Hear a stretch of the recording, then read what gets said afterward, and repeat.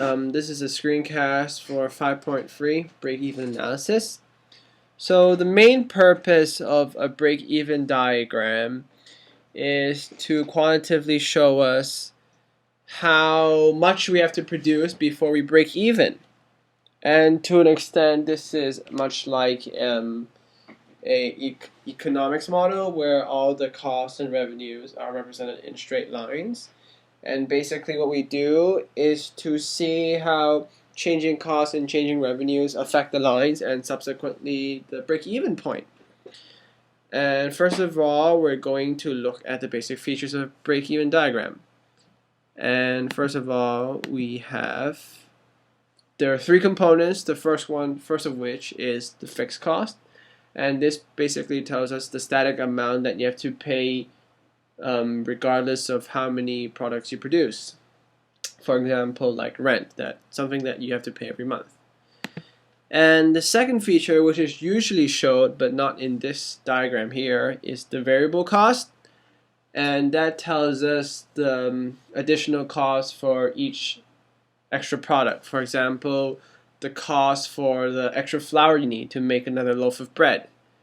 And the third part is when we add these together, we have a total cost graph. And that's the slanted one, orange one. And there are two special things about the total cost graph. The first is that it starts at where the fixed cost touches the x-axis. And because even if you don't produce anything, you still have to pay the fixed cost. And the other feature is that it is parallel to the variable cost, the line of variable cost, which we unfortunately cannot see here. And if the blue line here is the total revenue line, that tells us how much money we've gotten from selling, or our income basically. And the intersection of these two lines is called BP, which stands for break-even point. And at this break-even point gives us two pieces of information. The first of which is break-even revenue, which tells us how much money we have, how much money we've taken in at the break-even point.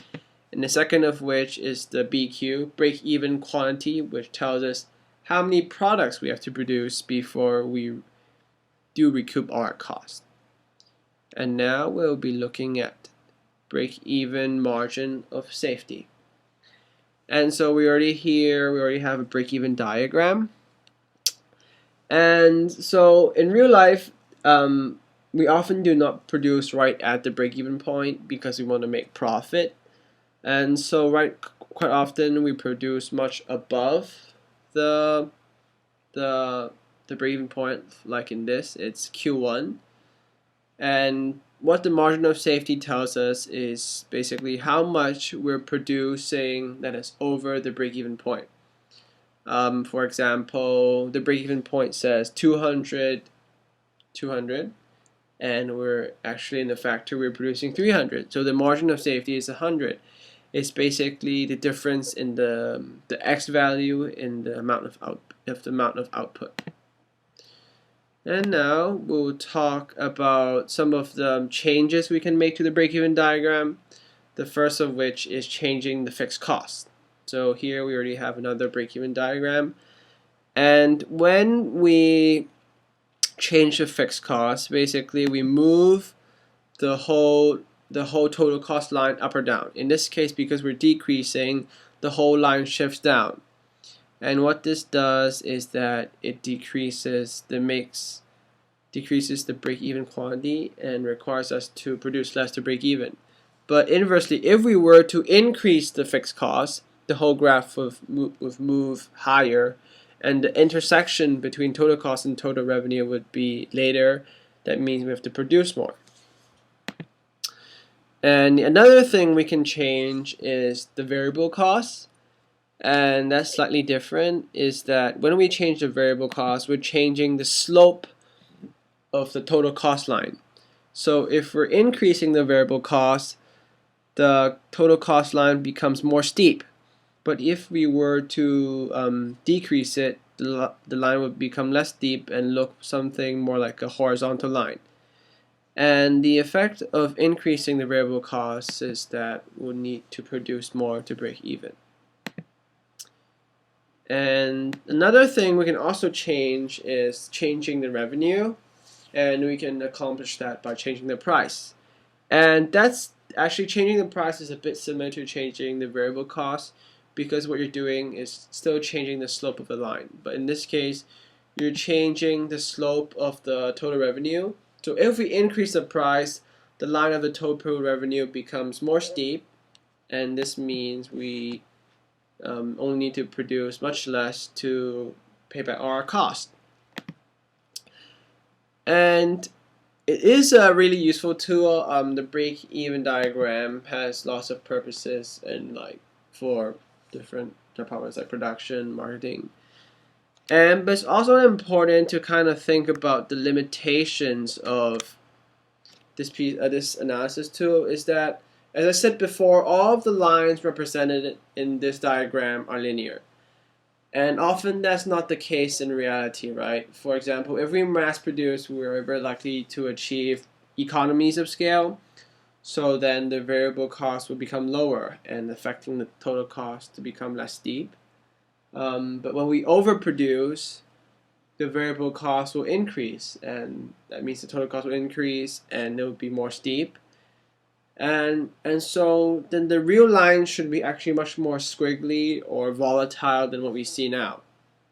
And the other assumption that the diagram makes is that everything is independent. And that's not really true. For example, if we do lower the variable costs by changing our materials, and because the cheaper materials are usually of less quality, then we are likely not be able to sell as much, or we have to lower the price, and those are the kind of considerations we have to make when we're making a break-even diagram. And the final biggest assumption that the diagram makes is that it assumes that we sell everything we produce.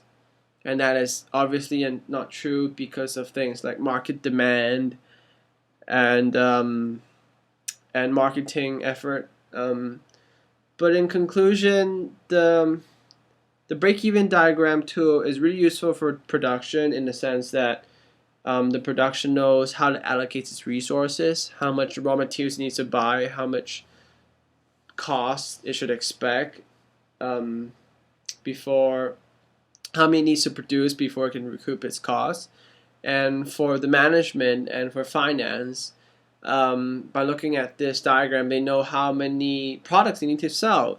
So they probably might have to talk to their marketing team and increase some kind of campaign so that they will exceed their break-even point and make a profit.